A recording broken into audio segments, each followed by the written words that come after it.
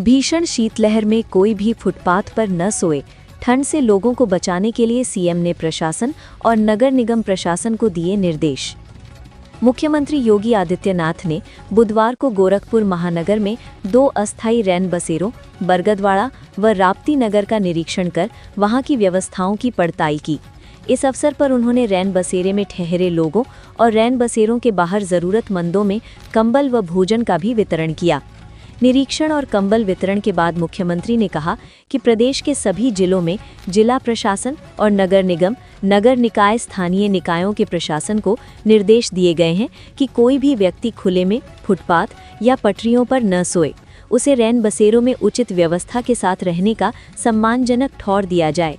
उन्होंने बताया कि जनता को भीषण शीतलहर से बचाने के लिए सभी जिलों में जिला प्रशासन को पर्याप्त धनराशि दी गई है। बुधवार को गोरखपुर दौरे पर आए सीएम योगी ने बरगदवाड़ा और राप्ती नगर स्थित अस्थायी रैन बसेरे का निरीक्षण किया। उन्होंने रैन बसेरों में ठहरे लोगों से उनका हालचाल जाना और बातचीत की। मुख्यमंत्री ने सभी से रैन बसेरे में मिल रही सुविधाओं के बारे में भी जानकारी ली। पड़ रही है पूरे प्रदेश में शीतलहरी से बचने के लिए प्रदेश सरकार के द्वारा सभी जिला प्रशासन को युद्ध स्तर पर कदम उठाने के लिए निर्देश दिए गए हैं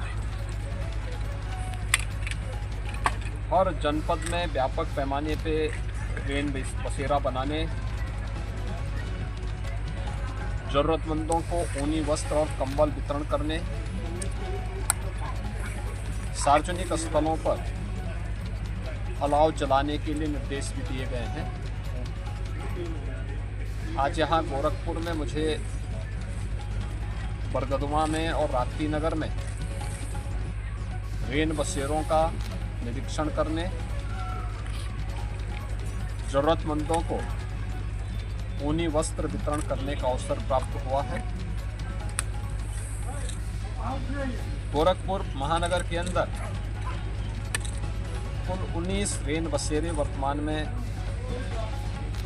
संचालित हैं, जिनमें 1000 से अधिक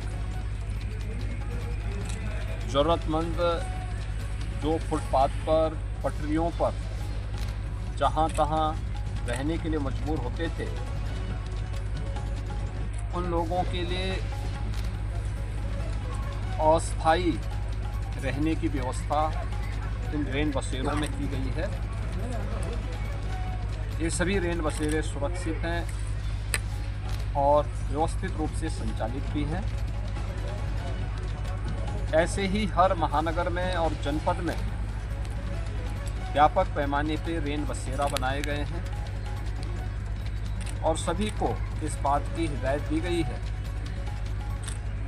कि कोई भी व्यक्ति जो अपनी ज़रूरत के कार्य से शहर में आया हुआ है या जिसके पास किन्हीं परिस्थितियों में अपना स्वयं का ठिकाना नहीं है रहने का, तो फुटपाथ पर, सड़क की पटरियों पर या जहां तहां लेट करके वो गुजारा न करे, बल्कि उन्हें सुरक्षित रैन बसेरों में उचित ठिकाना दिया जाए, रहने की व्यवस्था की जाए।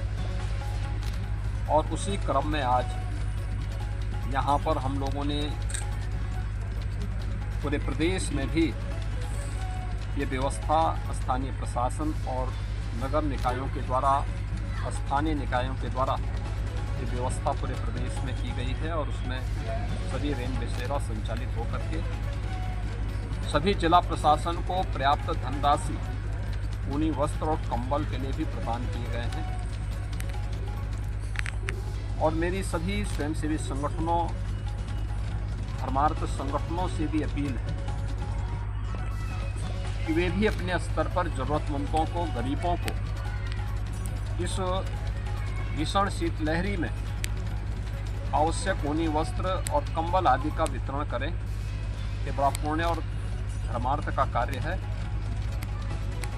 कि जिससे हर व्यक्ति इस भीषण शीतलहरी में सुरक्षित रह सके। आज इसी क्रम में मुझे यहाँ पे उत्तर प्रदेश सरकार के द्वारा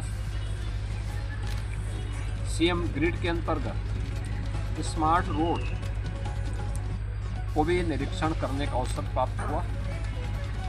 मुझे प्रसन्नता है कि इसमें स्टॉर्म वाटर के साथ ही उसके प्रबंधन के साथ ही यूटिलिटी डक्ट भी बनाया गया है, जिसके माध्यम से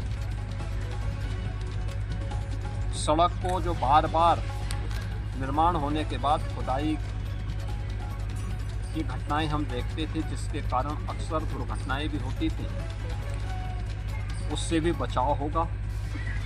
और बचाव होने के साथ ही यह भी एक महत्वपूर्ण है कि सीएम ग्रिड की योजना स्मार्ट रोड के साथ ही नगर निगम की एक निश्चित इनकम का आधार भी बनेगा, क्योंकि यूटिलिटी डक्ट में जो भी सुविधाएं पाइपलाइन की है, केबलिंग की है, पीएनजी की है, इसमें जो भी सुविधा उसका उपभोग करेगा, जो भी विभाग इसका उपभोग करेगा और उपयोग करेगा, उसको निश्चित किराया उसको नगर निगम को वहन करना पड़ेगा।